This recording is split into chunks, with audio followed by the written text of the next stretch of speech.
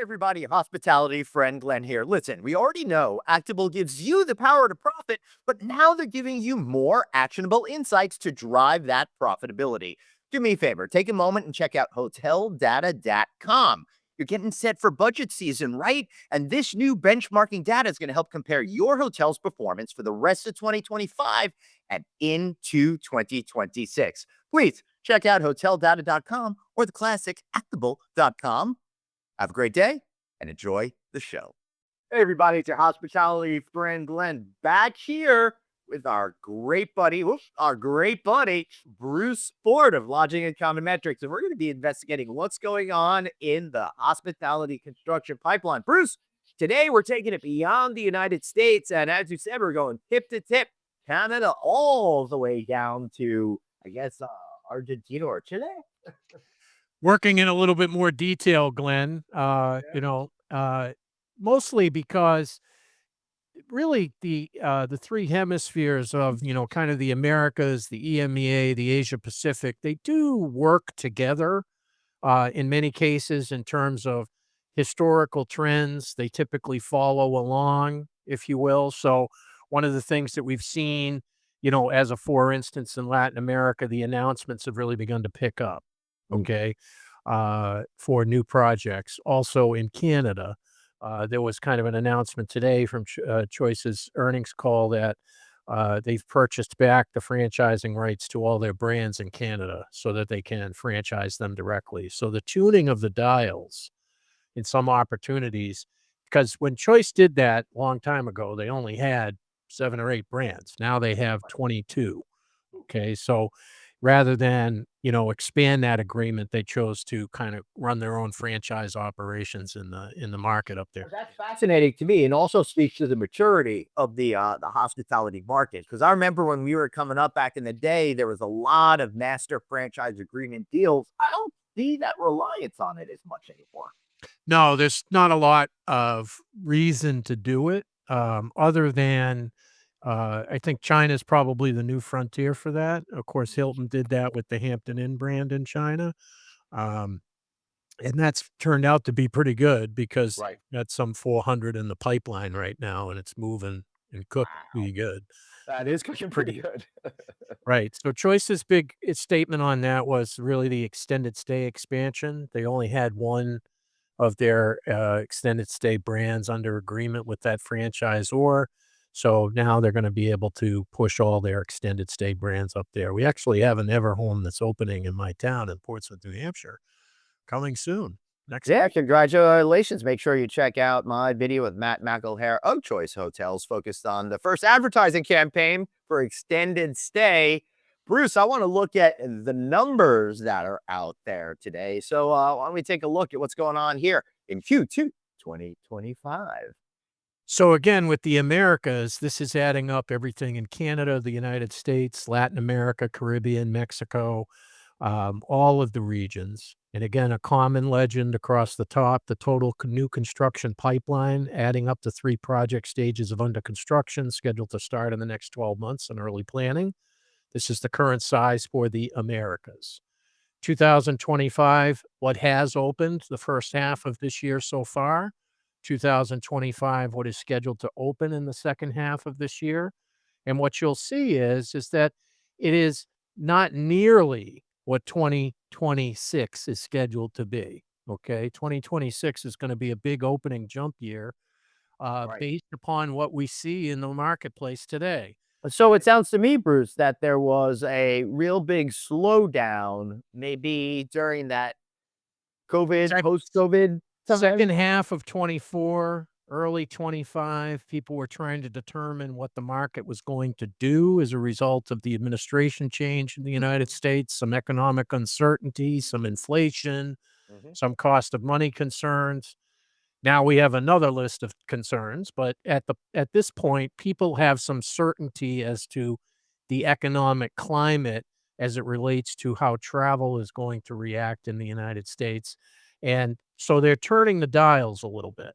Okay. And the dials are, let's sign the deals, let's get them in the ground when the money becomes available. And it's starting to break a little bit. And therefore, we're seeing those openings begin to be scheduled for 26 and 27. Right. That makes sense. So, are there any particular countries out there that you're seeing that are excelling when it comes to smart hotel development versus some others?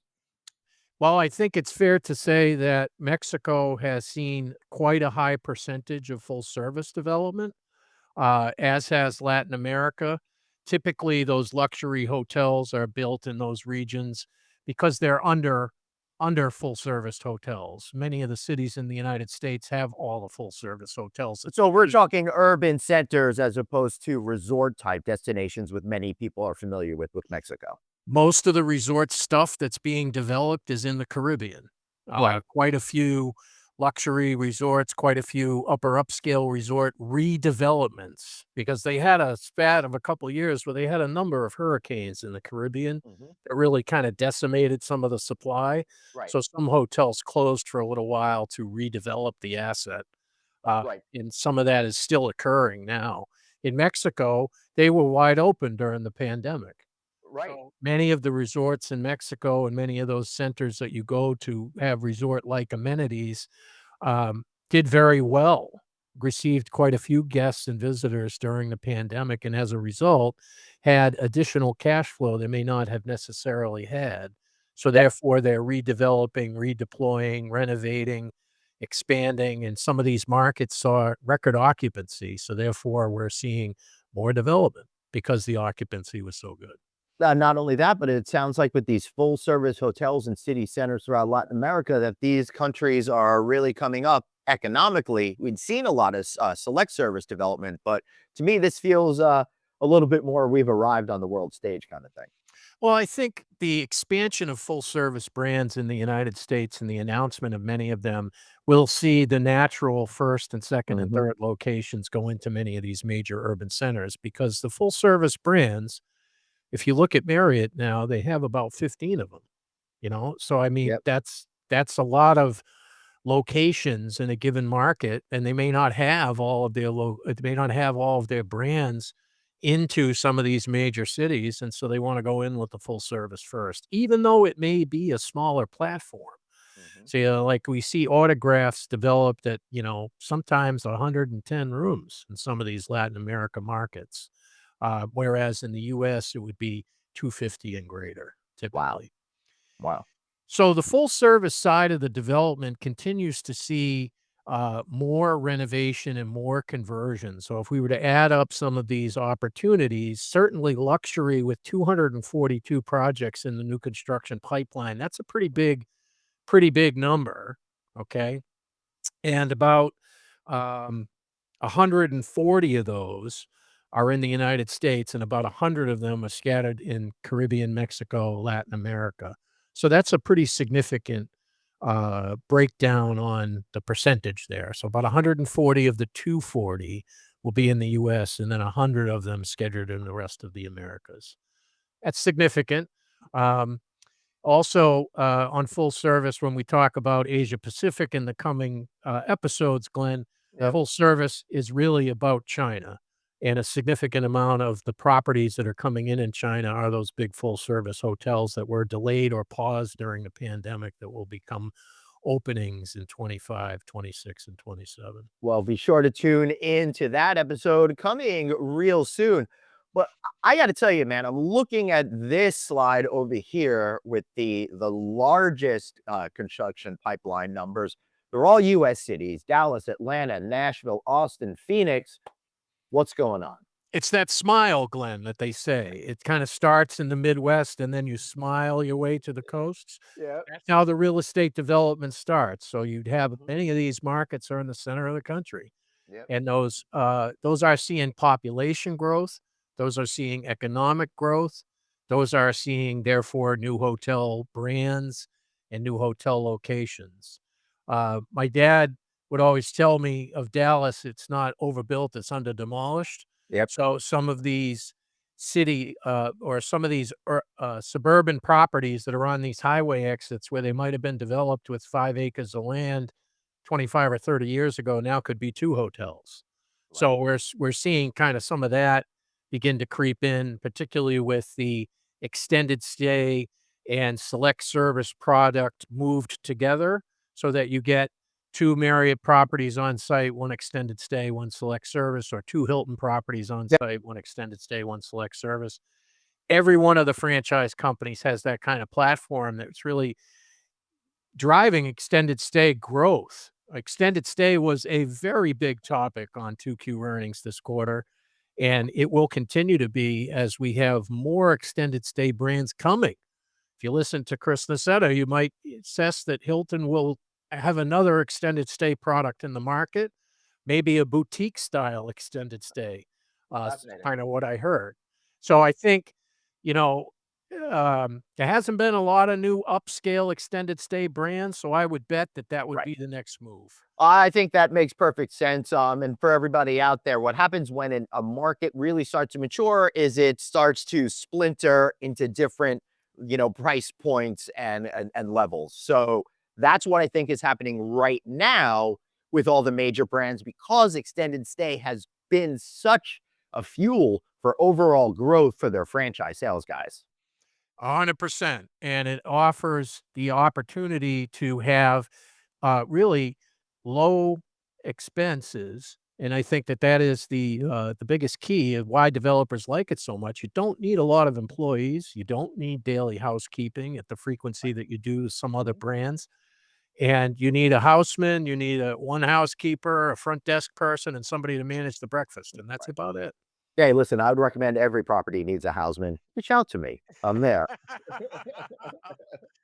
Well, I promise to make fun of you, Glenn, but, you just did it to yourself. Oh, well, yeah, that's a really good point, Bruce Ford, but, not as a not as, good of a point as, when you see these big numbers in Dallas, Atlanta, Nashville, Austin, Phoenix, does that mean to you as an investor that we should be going into that area, or you should avoid that and try to find other areas of growth that haven't caught on yet?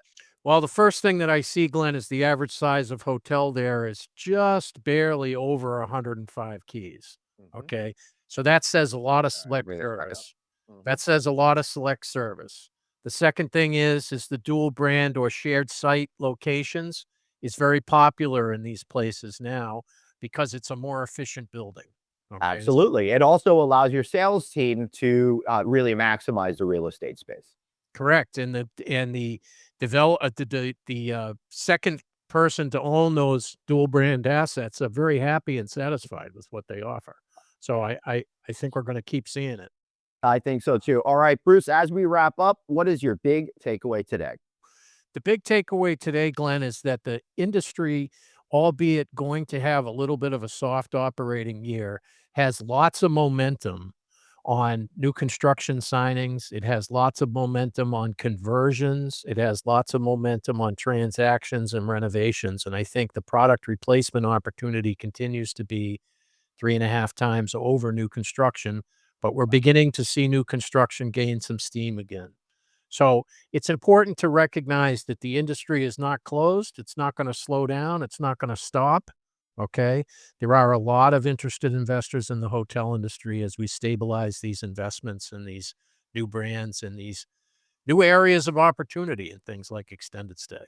Yeah, so keep following us. We're going to continue to tell this story right here on No Vacancy News in cooperation with our friends over at Lodging Econometrics. Bruce, it was great seeing you today. It was great seeing everyone here today. And we'll be back soon with another report on the lodging pipeline. Thanks for watching.